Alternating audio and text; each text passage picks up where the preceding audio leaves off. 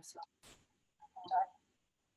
gasping like beached fish, our clothes in a heap, 9 safety pins holding my skirt hem like courtiers. I write a lot of poems in the form of letters, and this is another one. It's just called Epistle.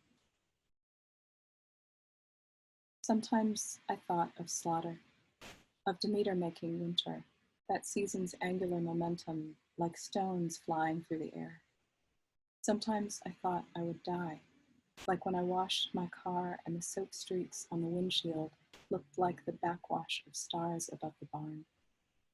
For a while, we made a game of it, cut body parts from magazines and reassembled them into cyborgs, gave each one a name and a mantra. We filled notebooks and finished each other's sentences. How do I love thee? I said I wouldn't. Like a lug nut in a junkyard, we said. The redneck who almost ran us off the road, he was force. Your elbow the angle as the wheel spun, and after, distance was the furrow our tires had cut into the road's shoulder. Also, the wrinkle between your eyebrows as you blinked hard and didn't say, I just wanted you to feel how soft a lamb's ear is. And I didn't say, what's the use of coming home to this? For a while, we made a game of it. I ducked when we passed through small towns, ducked when we saw another truck. When that got old, I put my head in your lap. Eyes closed, your quadricep was a wood pillow in a museum case next to the bowls and jade ornaments. So my book at most takes its title from some lines in Rilke's Dueno elegy. He wrote this, are we here perhaps just to say house, bridge, well, gate, jug, fruit tree, window, at most column, tower. What are we able to say? Maybe not so much, but it depends on a bunch of nouns. I think writing this book was about finding the right nouns. I have to give a content warning here. One of the right nouns in this next poem is the N-word, so be warned. The poem is called Location, Location, Location. I was sent to school in the city, a wild digression from hillsides slick with oak leaves, from cliffs with stern faces. City, where I fell for a boy who fell harder for meadows, for willows, for sore muscles and cover crops, places no one smiled and said, nigger please, where they just said nigger, places like home, where dust, cow, and clover lace the air, where mostly you just hear rain, not sirens, tires, and rain. I love you, he said, one of those difficult cases. He'd watch the sunset from across the county line in fields thick with finches. He'd shear sheep. I'd file things in offices. For years we'd write austere and lonely letters in which brown was the color of my true love's hair, red the color of his neck. Can you take the country out of a brown girl, or does it leave traces? On the corner, someone's preaching about war.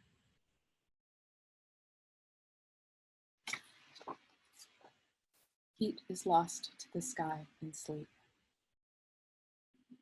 Again tonight, you're counting sheep. Again, you're lost in numbers, the blanket steep gullies I scramble over with fistfuls of clover and alfalfa, and grief for the lost years. I pictured us in cold adjacent rings.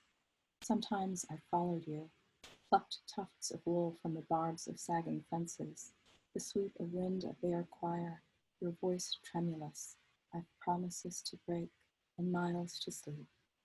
The ground was beautiful, ferned with cold, glistening with sleet. Again tonight, you're splitting hairs, a muddied, complacent perfection theirs, the sheep, heavy and bleeding in winter coats, out in the paddock under the barn's glare, until my earring, bright lure, draws your tongue, and then we are wetness, and then we are quiet. This next poem couldn't exist without the song Bone Machine by the Pixies. It's called Deus plus Machina. Little gearbox, little hole in the metal, denizen, little connected to.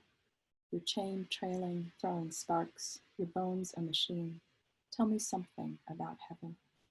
I see you bailing, I see you twining things around other things, and in season, burning whole sections of dried grass on overcast mornings while the smoke drifts across the highway like a wide equation. Hands full of the smell of kerosene. Mind elsewhere, made nearer, splinter, spy. Road, field, gray, no difference. Bitter air, such apothecary clarity. So I finally succeeded in writing a poem in this new poetic form called the contrapuntal. It's written in 2 columns and it can be read in multiple directions, across and down. I'll read the down column first. This one is called So Many Variables.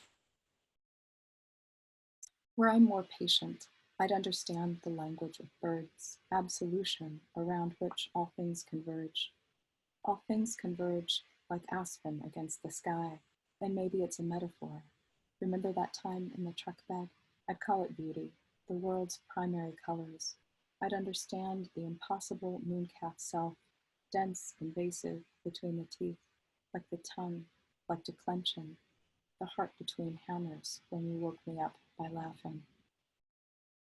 Were I more patient, I'd call it beauty. I'd understand the world's primary colors, the language of birds. I'd understand absolution, the impossible mooncalf self around which, dense, invasive, all things converge.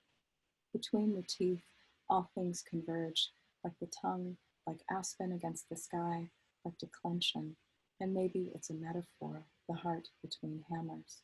Remember that time in the truck bed when you woke me up by laughing? This next poem is called Proof. There are a lot of math poems in this book. Say the rain fell steadily against the people seeking reassurance. Say the chalk chipped a little, and why should we sanction the sum of its parts? The rain fell, and the damp gathered old hypocrisies.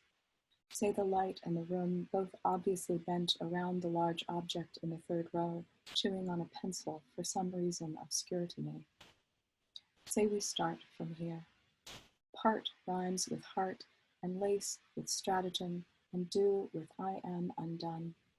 We start from here. The rain permitted a refutation. The banks fell, and the large object in the 3rd row undid me. We start with damp sentinels, the bank of windows.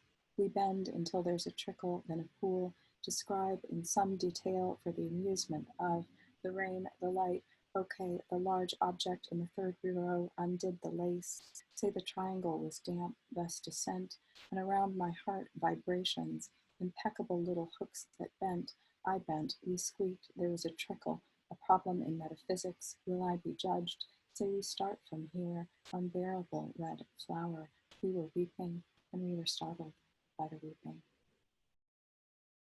I'm going to finish my reading tonight with 2 poems from the book that I'm revising now, called Blue and Green, and yes, after the song. There are a bunch of poems in it about snippets of songs and snippets of poems, the ones that stay in my head, kind of like the pleasant echoes, the companions.